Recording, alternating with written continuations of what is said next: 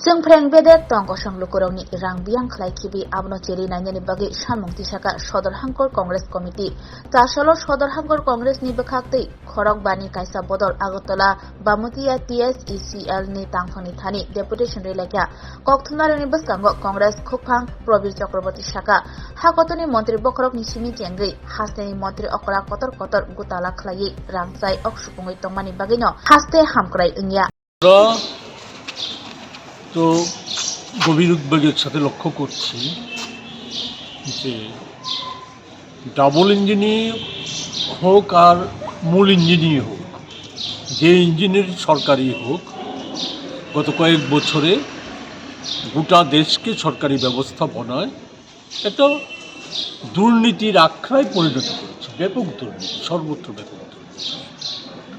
এবং এই দুর্নীতিতে সরাসরি দেশের প্রধানমন্ত্রী থেকে শুরু করে কেন্দ্রীয় মন্ত্রিসভার সদস্যরা যেমন সদস্যদের নাম যেমন চলে আসছে, তারা যেমন জড়িত, ঠিক তেমনি রাজ্যে রাজ্যে ডাবল ইঞ্জিনের যে সরকার, সেই সরকারের কর্তা ব্যক্তিরা, মুখ্যমন্ত্রী থেকে শুরু করে মন্ত্রিসভার অন্যান্য কর্তা ব্যক্তিরা, তাদের নাম চলে আসছে, তারা জড়িত। দলীয়ভাবে, সরকারিভাবে দলীয় তহবিলকে স্ফীত করার জন্য আমরা দেখেছি সরকারি যে মাধ্যমগুলি আছে সেই মাধ্যমগুলিকে যথেচ্ছভাবে ব্যবহার করা হচ্ছে।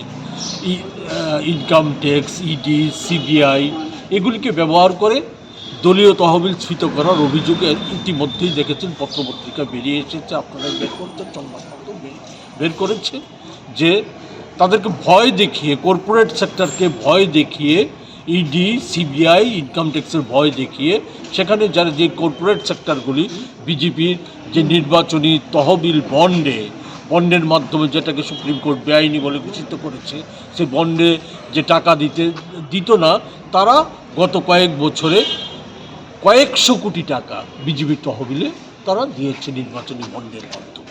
সেই তহবিলকে যেমন ব্যক্তিগত তহবিল স্ফীত করার কাজে ব্যবহার করছে সরকারি কর্তা ব্যক্তিরা, তাদের মাধ্যমে লোকজন ব্যবহার করছে, ঠিক তেমনি এই তহবিলের একটা অংশকে দলীয় কাজে, বিশেষ করে বিরোধীদের সরকার ভাঙার জন্য, বিরোধী এমপি এমএলএদের ওই মুড়ি মুড়কির মতো, ঘোড়া কেনা বেচার মতো ক্রয় করার জন্য সেই তহবিলকে ব্যবহার করা হচ্ছে। এক ভয়ঙ্কর অবস্থা। এটা আমাদের রাজ্যে আমরা দেখছি, সরকারি ব্যবস্থাপনাকে কাজে লাগিয়ে ডাবল ইঞ্জিনের সরকার সেখানে দলীয় তহবিল যেমন স্ফীত করছে, বিজেপির কর্মকর্তারা যারা আগে 10 টাকা খরচ করতে পারতো না, তারা আজকে দিনে 10 টাকা খরচ করতে পারতো না, তারা অনেকে আজকে 10 কোটি 15 কোটি টাকার মালিক হয়ে গেছে। এইভাবে একটা ভয়ঙ্কর জায়গা চলে এসেছে। ঠিক তেমনি একটা ঘটনা আমরা দেখলাম বিদ্যুৎ নিগমে, যেটা প্রচণ্ডভাবে আমরা উদ্বিগ্ন হয়ে পড়েছি যে বিদ্যুৎ নিগমে 18 সালের আগে, 3রা মার্চের আগে বিদ্যুৎ নিগমে স্থায়ী আমানত ছিল জনগণের টাকা। বিদ্যুৎ নিগমের টাকা মানে জনগণের টাকা।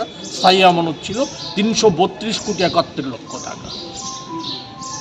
বর্তমানে এই কয় বছরে সে আমানতের টাকা খেপে খেপে ভেঙে এখন বিদ্যুৎ নিগমের ঋণের পরিমাণ হচ্ছে 518 কোটি 49 লক্ষ টাকা।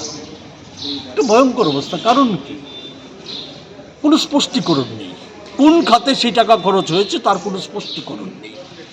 আমরা দেখেছি এই সময়ের মধ্যে বিদ্যুৎ নিগমে যে খাতে খরচ হতে পারত, কর্মচারী যদি নিয়োগ হতো, ইঞ্জিনিয়ার যদি নতুন করে নিয়োগ হতো, কোনো নতুন ইঞ্জিনিয়ার বা কর্মচারী নিয়োগের কোনো খবর নেই। উপরন্তু এই সময়ের মধ্যে অনেক কর্মচারী, অনেক ইঞ্জিনিয়ার তারা চাকরি থেকে চলে গেছে, অবসরে গিয়েছে। সেই জায়গাতে খরচ বাড়ার কোনো কারণ নেই। আরেকটা অন্যতম যে খরচ, সেই খরচটা হচ্ছে কি? লাইন মেরামতির খরচ। সেই লাইন মেরামতির কাজে আমরা দেখেছি, আমাদের কাছে যে তথ্য, সেই তথ্য হচ্ছে যে প্রতি বছর ক্রমান্বয়ে লাইন মেরামতির খরচ কমে আসছে।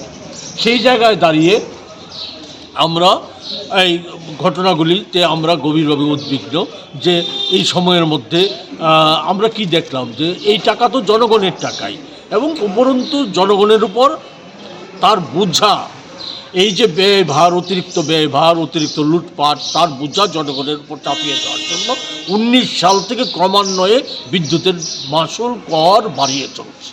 19 সাল থেকে 22 সাল পর্যন্ত কয়েক কোটি